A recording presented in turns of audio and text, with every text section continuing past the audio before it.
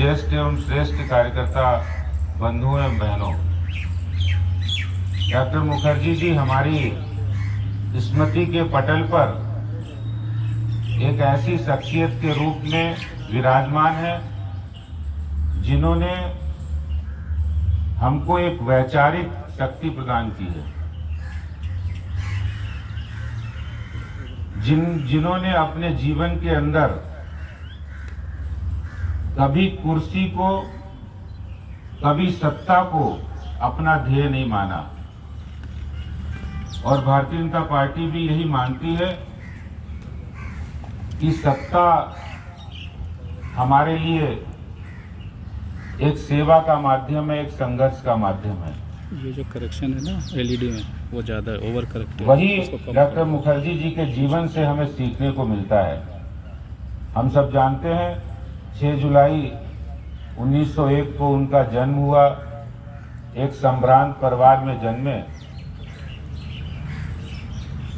माता जोगमाया देवी ने उन्हें भारतीय संस्कृति और हिंदू परंपराओं का जो ज्ञान दिया, जो संस्कार दिए, उन संस्कारों की छवि उनके पूरे जीवन भर उनके कामों के माध्यम से मिलती है।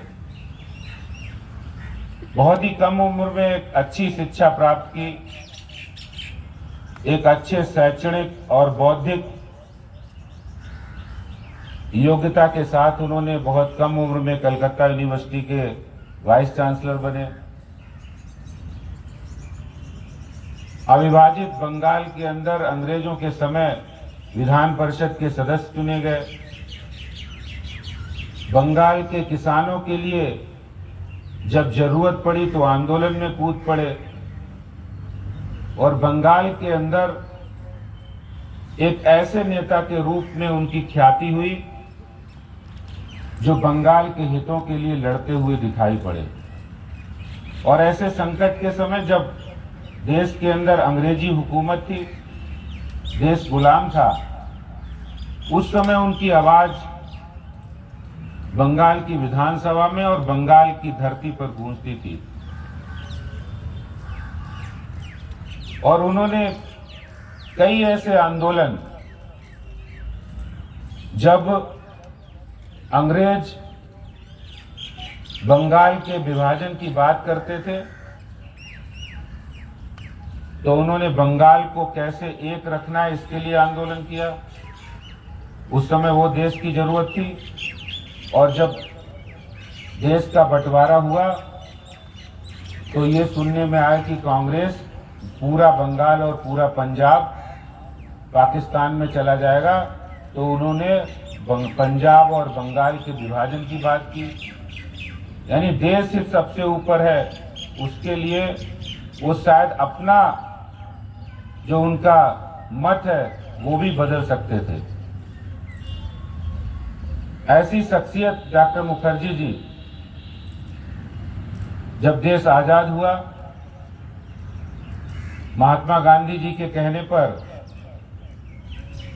उनको मंत्रिमंडल में जगह मिली, उद्योग मंत्री बने। और बहुत जल्दी वो दिखने लगा कि उन्हें सत्ता प्यारी नहीं थी, उन्हें सीट प्यारी नहीं थी, उनका लक्ष्य सत्ता नहीं था। और वो जो देश के अंदर जो चल रहा था, पंडित नेहरू और शेख अब्दुल्ला की जो नीतियां थी, उनके जो आपस के संबंध थे, उसके देश के एक बहुत अहम भाग कश्मीर की समस्या, कश्मीर में पंडित नेहरू का शेख अब्दुल्ला को फ्री हैंड देना और वहां पर धारा 370 और 35 से इम्पोज करना, उसका संसद में डॉक्टर मुखर्जी का विरोध करना। उन्हें अगर चाहत होती केंद्रीय मंत्री बने रहना तो शायद वो विरोध नहीं करते, वो अच्छा जीवन जी सकते थे। लेकिन उन्होंने देश की कीमत पर कश्मीर को बचाने के लिए ये सब त्याग दिया।